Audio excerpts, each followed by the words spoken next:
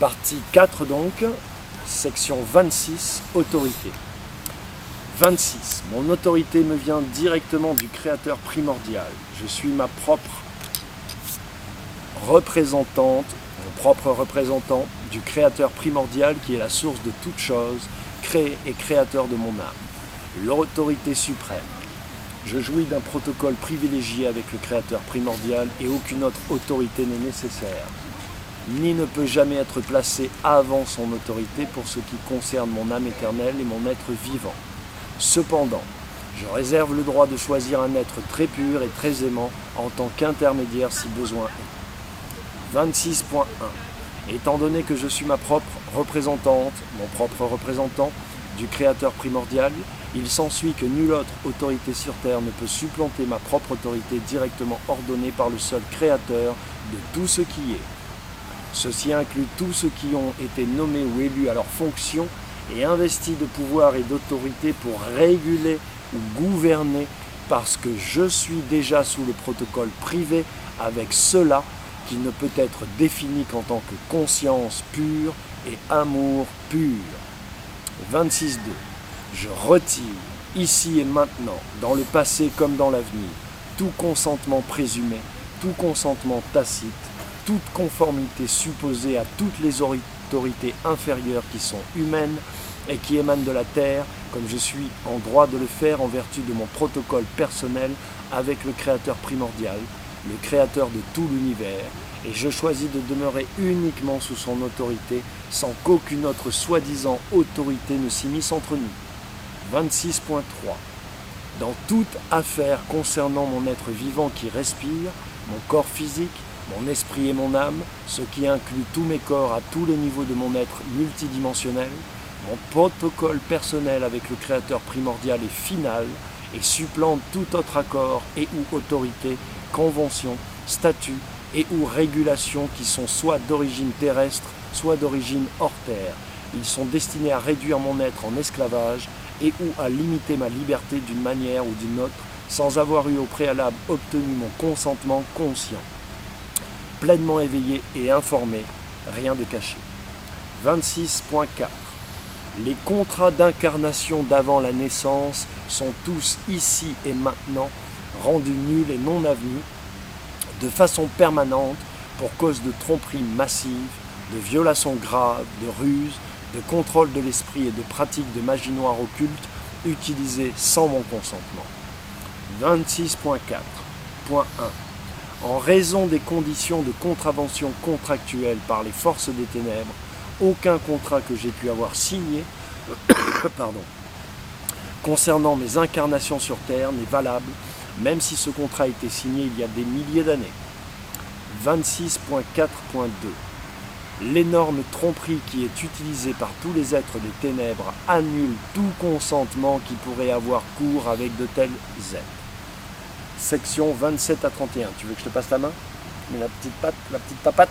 Quand je te fais ça, je te laisse. J'ai besoin de voir. Donc, section 27 à 31, règle du contrat. 27. Tout être, entité, entreprise, groupe secret ou personne, qu'il soit humain ou non humain, qu'il recherche sciemment à limiter ma liberté ou à me priver d'un corps en pleine santé et d'une vie saine, du bonheur et de ma prospérité personnelle, ce qui inclut des liquidités que j'ai gagnées par mes activités et mes efforts, ou auxquelles j'ai droit par mon existence ou incarnation sur Terre, est maintenant dûment notifié. 28. En choisissant de commettre un quelconque des actes énumérés, vous vous soumettez à ce contrat qui prévoit de me compenser à hauteur du montant clairement stipulé plus haut. 29. Vous acceptez de payer en entier le prix qui consiste à être soumis à mon contrat une fois que ce dernier sera entré en vigueur par la commission de votre part d'un quelconque des actes mentionnés ci-dessus, à savoir limiter ma liberté et ou me priver de ma santé et d'un corps sain et ou me priver du bonheur et ou me priver de toute prospérité que j'aurais créée et ou gagnée et ou qui m'est due par n'importe quel moyen auquel je n'aurais jamais donné mon accord, y compris l'imposition. Cet accord est ferme, que je vive en tant qu'être sur Terre ou que j'ai quitté le plan physique de mon corps et que je sois parti ailleurs dans le multivers, univers, entre parenthèses, univers multidimensionnel. Ce contrat s'applique également aux machines intelligentes issues de la technologie. Si vous êtes une telle machine, alors votre programme ou vos créateurs sont également responsables de votre dette. Informez-les de ce fait. 30. La mort de mon corps physique et ou du vôtre n'annulera pas la dette à moins qu'elle soit entièrement payée et jusqu'à ce qu'elle soit entièrement payée. Nier la dette ne l'annulera pas si vous choisissez librement d'ignorer toute opportunité de négocier avec moi dans la mesure où vous avez été dûment notifié. 31. Je préfère et j'exige que tous les paiements à effectuer le soient immédiatement. Sinon, comme cela a été stipulé, la mort n'enlèvera pas la dette et cette dernière sera payée par les entités individuelles qui l'ont contractée dans des dizaines sinon des centaines de vies successives jusqu'à ce que la dette soit entièrement payée. Section 32 à 41. Règles supplémentaires du contrat, y compris activation rétroactive. 32. Si un quelconque acte parmi ceux mentionnés ci-dessus est commis en secret et à huis clos de manière à me cacher le fait qu'il est commis, et ou à le cacher à mes sœurs et frères humains, qui méritent également une divulgation complète par droit d'incarnation, alors considérez-vous et ceux pour qui vous travaillez comme immédiatement facturés pour ces actes déjà commis, et le paiement est maintenant dû, à moins que je ne sois contacté dans les 10 jours calendaires terrestres, à partir et qu'un ordre du jour de négociation de traité ou de contrat soit établi avec tous ceux qui ne veulent pas avoir à payer cette juste compensation. 33. Le non-paiement occasionnera des pénalités financières journalières. La pénalité journalière pour non-paiement de la dette occasionnée est de 1011,3 d'or pur, soit 24 carats, par jour calendaire, ou l'équivalent en cours légal à ma discrétion. Le fait de refuser de payer les factures ne fera que déplacer la dette dans un autre courant de vie ou à un niveau plus élevé. La mort n'annulera pas la dette. 33.1. Usage de constructions légales fictives connues sous les appellations acte de naissance, passeport, carte nationale d'identité, permis de conduire, numéro de sécurité sociale, etc., dans le but d'obtenir le consentement pour n'importe quel acte qui m'affecte négativement, est expressément interdit si cet usage a pour but d'interagir avec mon être vivant en lieu et place d'un contrat valable, juste et ouvertement négocié dans la transparence, avec divulgation complète, sans rien de caché, et signé par moi à l'encre fraîche. Comment éviter ce contrat ? 34. Si vous quittez immédiatement cet ordinateur, notebook, tablette électronique après avoir lu toutes les notifications et factures et ou après avoir laissé des messages, ce contrat ne vous sera pas appliqué. Cependant, si l'un quelconque des actes mentionnés ci-dessus a déjà été commis par vous ou ceux pour qui vous travaillez, dans ce cas, vous et eux devrez immédiatement cesser et renoncer à de tels actes et m'informer qu'ils ont eu lieu.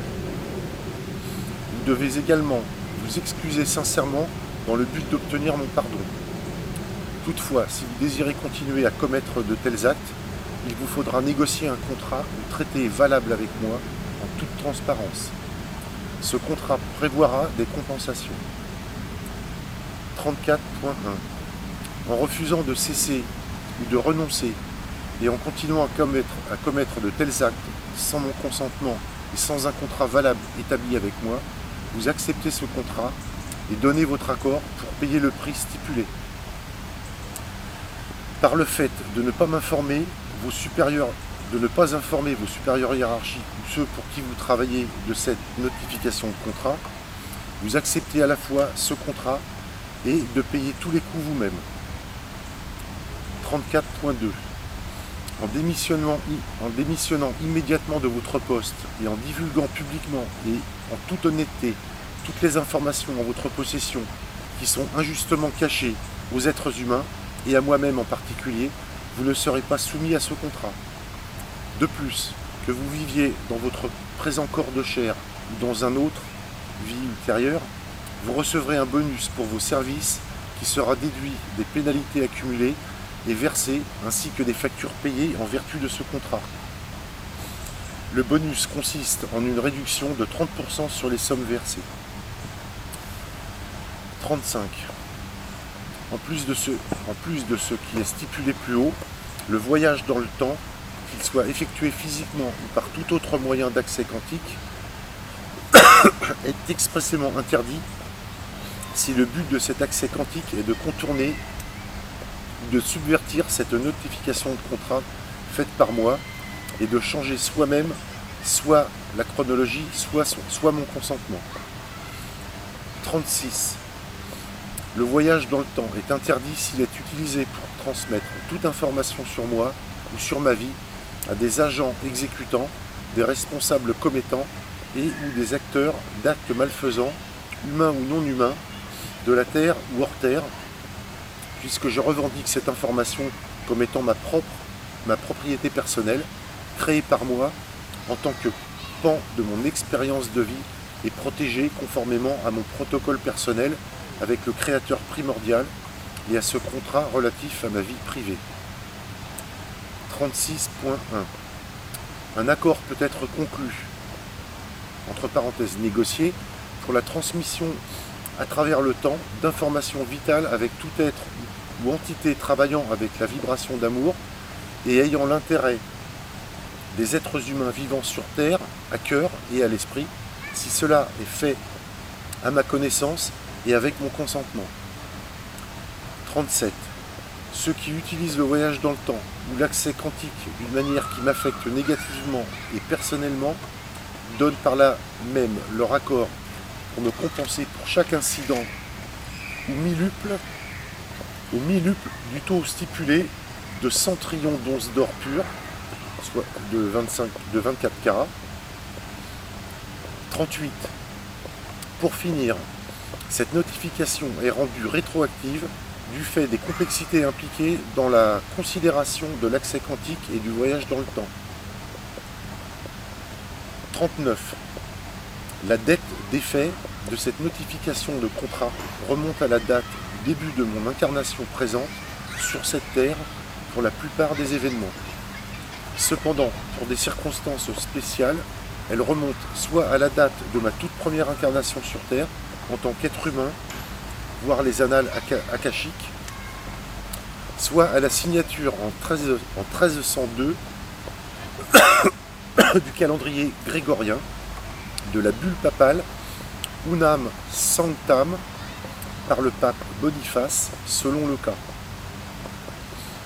Définition 39.1. Les circonstances spéciales sont des actes qui dépendent du voyage dans le temps ou de l'accès quantique et impliquent la technologie avancée des êtres terrestres spécifiques qui ont signé des traités relatifs à ces actes. 39.2. Ainsi, cette notification est rendue rétroactive à une date et un temps situés avant que de tels traités ne soient signés afin de me protéger, ainsi que tous ceux qui m'affectent de toute anomalie. 39.3. Ceci est dû à la teneur des traités et sera décidé au cas par cas si je subis personnellement des effets négatifs, quels qu'ils soient.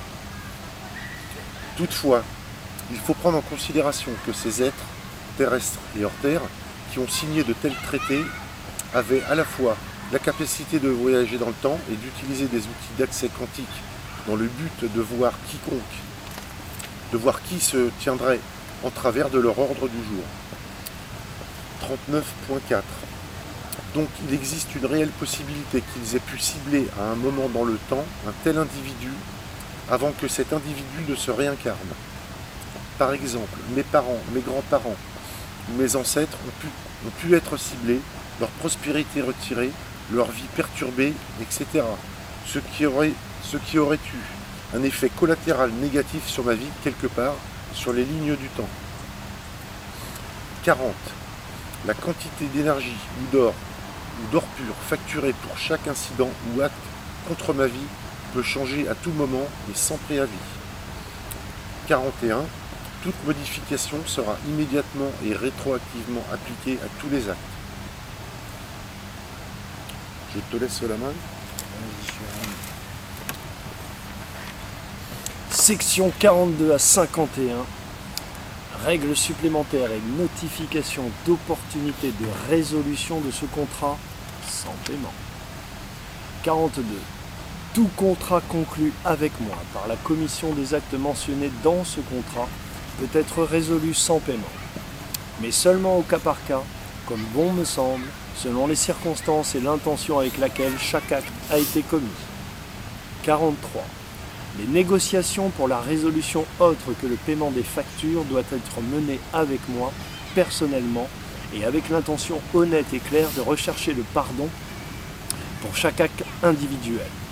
Une compensation raisonnable doit être offerte, mais elle ne sera pas nécessairement acceptée ni demandée. 44. Ce contrat est valable partout dans l'univers et ne peut être annulé sans une discussion ouverte et franche avec moi personnellement ni sans mon accord. 45.